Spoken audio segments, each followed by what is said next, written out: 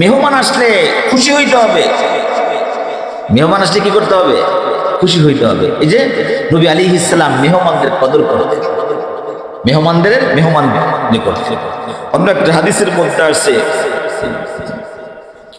মান কানা ইউমিনু বিল্লাহি ওয়াল ইয়াউমিল আখির ফালইউকরিম যায়ফুহু।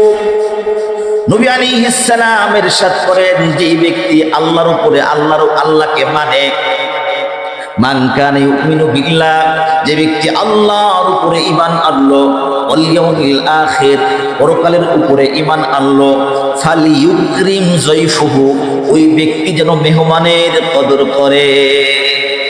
আল্লাহ, কি একটা আমল! হ্যাঁ, কত বড় আমল!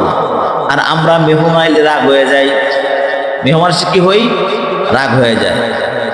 বরকত কই থেকে আসবে? অন্তরে প্রশান্তি কিভাবে আসবে? ফরজ নামাজ পড়তেছি, মানুষকে কষ্ট দেই, গীবত শিকায়েত করি, অন্তরে প্রশান্তি আসবে না।